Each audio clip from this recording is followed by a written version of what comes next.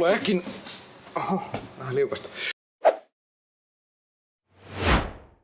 Terve taas. Nyt on sitten tämä vanha OMC:n pikkulohko. Nyt voi melkein sanoa, että pelkkä pikkulohko täällä enää konehuoneessa. Ja kohta tulee toi nosturikuski sitten ja nyppäsee tän tästä pois. Ei ole mitenkään haikea mieli siitä ja katsotaan miten semmonen operaatio sitten sujuu.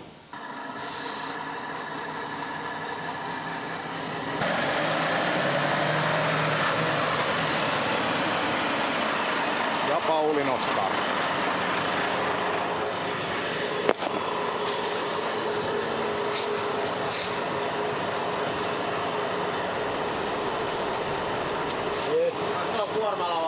Joo, siihen lavalle sit vaan ja...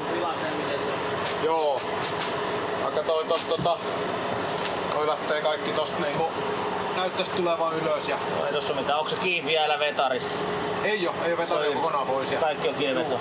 Juu, kaikki on irti. Se on neljä niinku 2 takaa ja 2 eestä noin pukkeja. Vastokoukku tohon vaan. Ja toi... Ketjutalja on valmiina, että... Joo.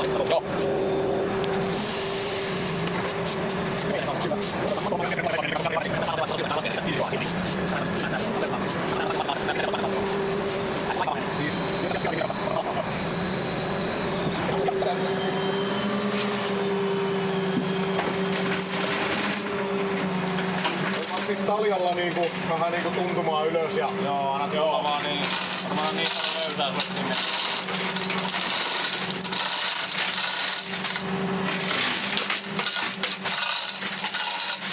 Se oli uusi talja, niin se on nyt siellä toisessa päässä tai systeemiikin, se vetää siellä.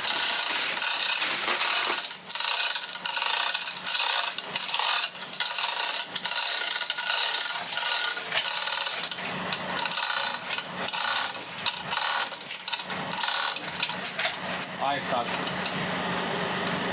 Paina toiselta puolen jalalla korvakkeesta. Joo. Lähtee. Joo, näköjään. Kumpaa suuntaan se oli? Oliko tänne vai just toiseen? Joo, tänne.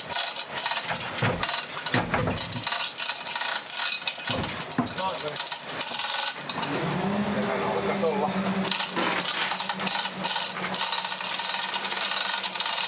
Siinä vaan. Joo. Sehän se onkin sit se uuden koneen. Sitten mä vielä mietin, että onko siellä joku.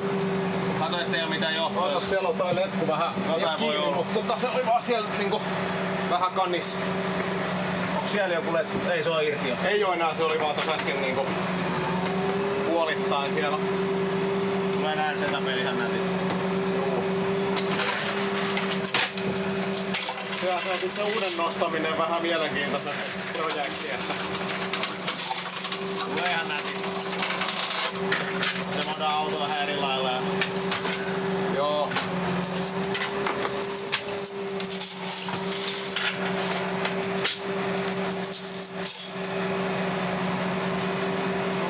Se oli sitten viimeinen Niin käytetty. joo.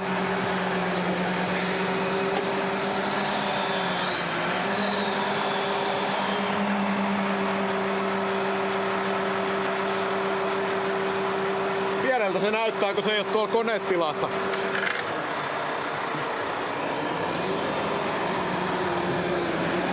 Väliin kummipäin. Eipä oikeastaan, kunhan se jotenkin asettuu vaan siihen, niin...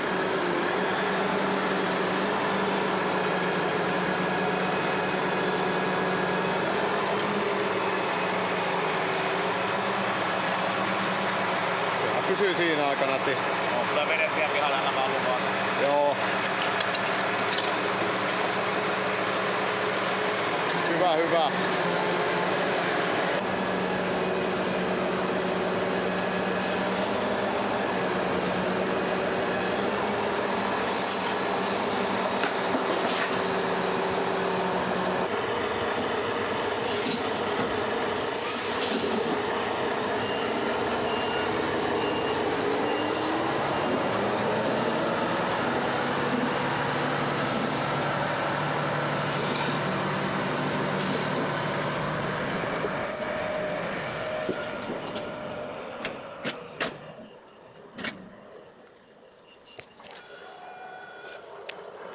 Jes, Pauli nosti ammattitaitoisesti taas kerran, ei venettä, mutta moottori pois ja se on siinä lavalla odottelemassa poisvientiä. Yksi semmonen asia, mitä mä oon tässä miettinyt ja pohtinut, jos jollain teillä katselijoista on siihen mielipide, niin tämä kumikytkimen, mikä nyt näkyy tässä kuvassa, niin tämän vaihtaminen, että pidänkö vanhan vai vaihdanko sen kokonaan uuteen. On nyt tullut tässä vähän semmonen epäilys näiden uusien kumilaatujen hyvyydestä. Että tämähän on siinä mielessä ikävä, että niin kuin nyt näette, niin tätä ei oikein pysty vaihtamaan tänne ennen kuin on kone purettu kokonaan irti. Että ostanko mä siihen uuden, vaikka nyt ihan sit laatumerkkisen osan, vai mennäänkö tällä vanhalla, mikä täällä on kestänyt. Nyt mä ainakin oman ajon osalta tiedän, että tää kone on ollut hyvässä rihtauksessa, eli tonne ei ole toi kumi päässyt sen takia väsymään tai sieltä murtuilemaan. Toki se pitää nyt vielä pestä ja putsata ja ottaa irti ja katsoa, että miltä se näyttää sit, niin voidaan ehkä vähän tehdä lähemmin siihen tutkimuksia sen osalta. Mut jos teillä on joku mielipide asiaan, niin kertokaahan se minullekin, kiitoksia. Hyvä. No sitten varmasti semmonen asia, mikä ainakin itseeni suuresti kiinnostaa. Moneen kertaan sen on jo tässä näiden videoiden aikana maininnutkin, että miten hän mahtaa olla sitten ne veneen runkopalkkien, missä tuo kone on tuolla päällä. Eli nyt kun me ollaan täällä nyt sitten konetilassa kattelemassa EIOta, niin meitä kiinnostaa nyt noin runkopalkkien kunto.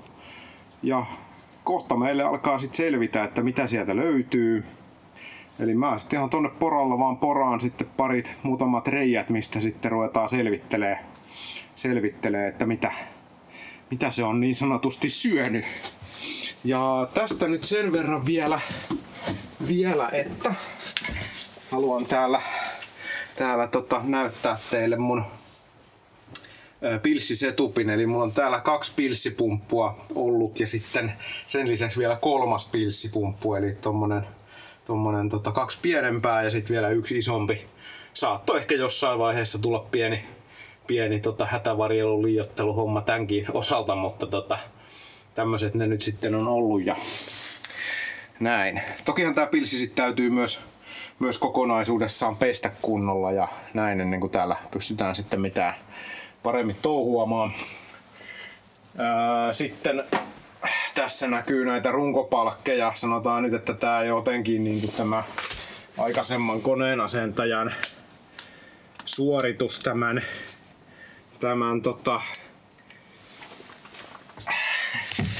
vanerisysteemien osalta tämän koneen korvien ja kiinnikkeiden asennuksen puolesta oikein niin kuin vakuuta tässä, mutta katsotaanhan mitä me täältä löydetään sitten.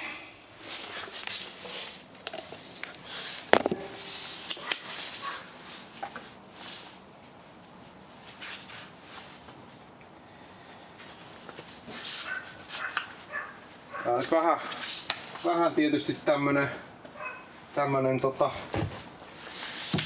sotkunen toi konetila ja kaikkea, mutta kun kova into, niin ei maha mitään, pakko saada asioita selväksi. Ja lähdetään tosta arpomallamme poranteräkoolla sitten vähän kattelee, että löytyisikö sieltä jotain. Otetaan vähän isompi kuitenkin vielä tohon ja poraamme sinne reijän. Nyt oma hantsihan tässä olisi se, että jos täällä jossain on kosteeta, että se olisi sitten täällä vähän niin kuin ton pilssi-vesilinjan alapuolella, eli täällä. Jos mä sinne poraan nyt ensi alkuun 1 reijän, niin kaiken järjen mukaanhan siinä pitäisi nyt jotain näkyä, jos siellä jotain on.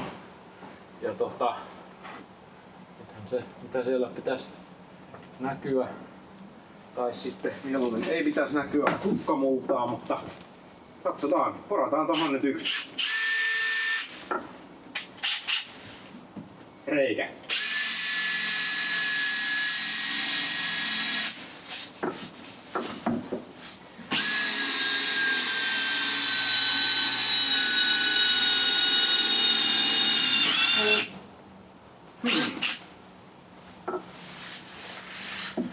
tulee ton näköistä purua. Noisin, että... Oho, siellä meni vähän väri. Laittaa tuo valoväriä. Tuo minulle sanois kyllä sitä, että tuo ei oo ainakaan kukkamultaa. Ihan terveen näköistä puuta. Siellä. Mitäs meillä sitten toinen puoli? Tää vähän tän kameran kanssa täällä nyt taiteella, kun alkaa olla jo vähissä paikat, mihin tän kameran saa enää kätevästi laitettua. Ehkä sieltä näkyy nyt jotain. Ehkä näkyy, ehkä ei. Joo. No, siinä nyt näkyy se, kun mä poraan sinne reijän myös toiselle puolelle, eli tänne.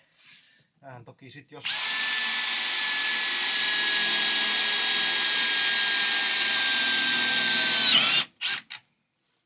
No sieltä tulee kyllä kans tollasta ihan suhtkot siistin näköistä lastua. Sanotaanko nyt, että ehkä vois sanoa, että against all odds. Ihan siistin näköistä lastua on, eikä sieltä tule vettä esimerkiksi ollenkaan.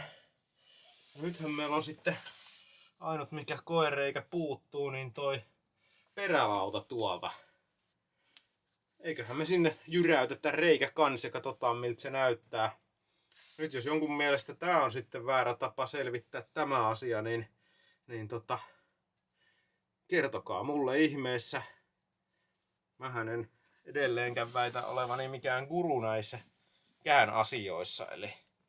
Eli katsotaan, että sinne näkyy noin. Ja mä nyt poraan tänne missä sitä vettä nyt on ollut, mutta semmoisen paikkaan, että se on helppo paikata, jos tarvii.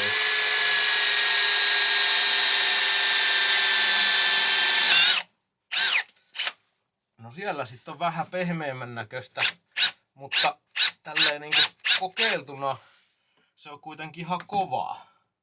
Siis niinku, että toi pora ei vaan niinku solaha sinne. Se on vaan tummemman näköistä. Eikä sieltä tule vettä.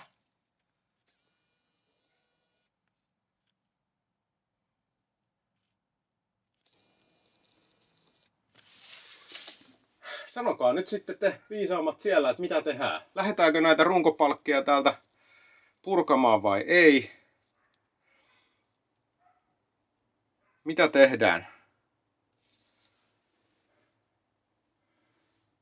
Joka tapauksessa nämä nyt pestään sitten täältä kunnolla ja katsotaan, ja että saataisiin sitten mahdollisimman siistiin puhtaaseen ympäristöön asennettua se uusi kone.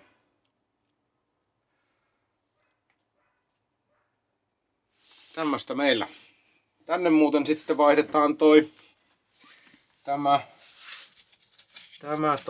letku.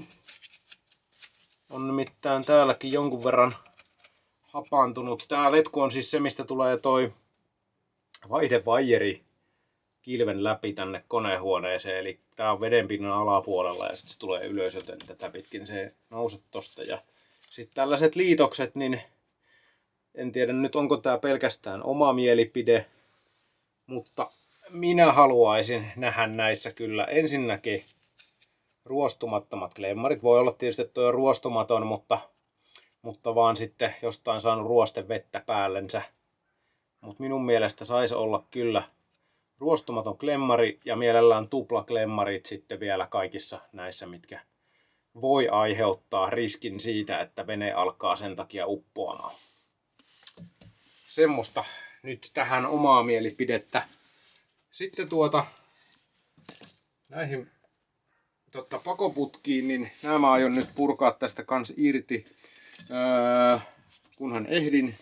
Ja katsoa, tonne vaihdetaan uusi tiiviste kanssa sit varmuuden vuoksi. Ja minkä takia mä nyt ensisijaisesti ne puran, niin on se, että selvitetään, ettei ne läpät, mitkä täältä nyt on joskus häipynyt pois, niin ettei ne ole täällä mutkassa täällä keskellä. Se ei olisi hyvä asia ollenkaan. Sen lisäksi mitä täällä tehdään, niin nyt kun meillä on tää kone pois paikaltaan, niin me saadaan täältä lyötyä toi Kimpalin laakeri ulos ja toi Stefa.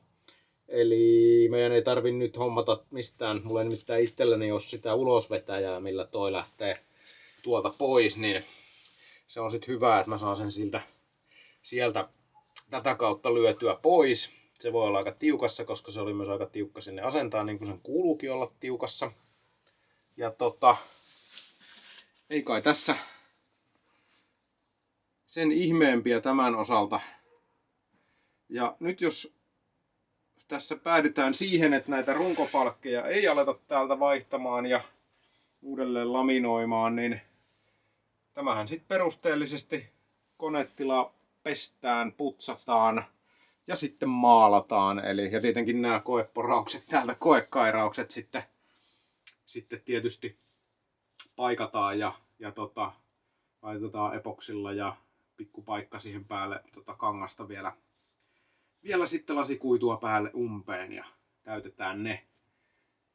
Sellaista.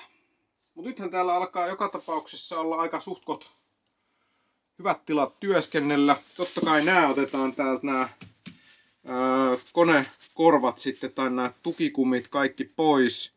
Nämä vanerit, nämä lähtee tästä pois ja katsotaan mitä siellä on alla ja mitä laitetaan tilalle. Nämä on ihan jo sen näköisetkin, että no ei ole kyllä ihan semmoset, minkä mä haluan sen uuden koneen kanssa nähdä. Ja muuten sitten tietysti täällä tsekataan kaikki, että kaikki on silleen kunnossa. Hirveä määrä täällä on puuhapiuhaa, joka lähtee täältä sitten pääasiassa suurin osa pois. Liittyy tähän nykyiseen koneeseen, sinne jää noin trimmin osiot ja sellaiset. Ja sitten tänne katsellaan vähän näitä akkujen kotelointi tai noita kiinnikepaikkoja. Mulla on vähän semmonen ajatus, että mä saisin tänne vähän niitä niinku eteenpäin siirrettyä ja mahdollisesti tohon niinku poikittain, että ne olisi sitten pikkasen pienemmässä tilassa.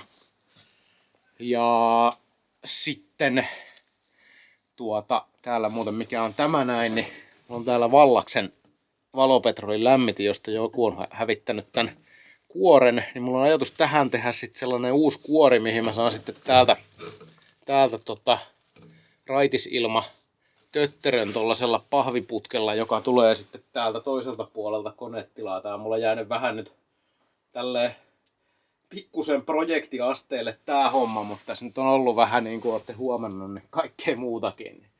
Tehdään se sitten täällä samalla ja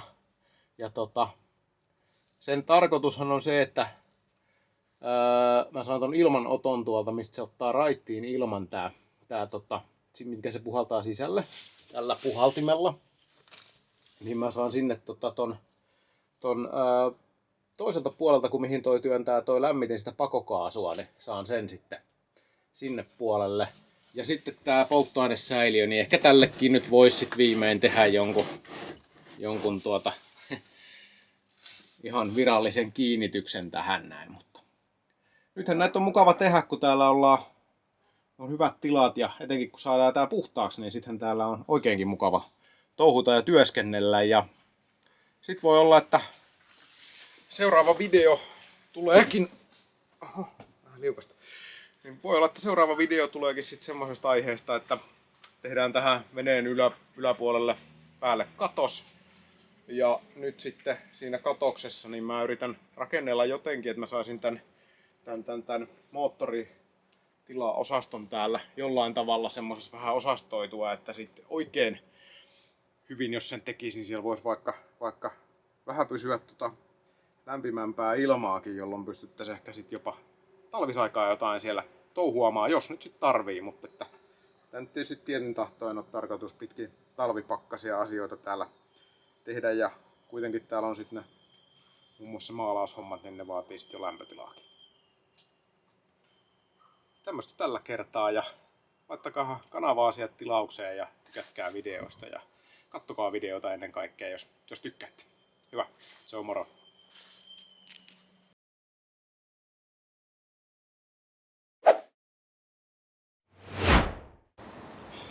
Ja sitten hei, tuli vielä semmoinen kysymys mieleen, että haluaisitteko te mahdollisesti nähdä vielä, että mitä tämä kone sitten on syönyt lähinnä, että missä kunnossa nuo liikkuvat tuolla on, männät ja kiertokangelaakerit ynnä muut sellaiset. Se ei jos tässä enää pitkän matkan päässä purkaa niitä ja katsoa ja vilkasta.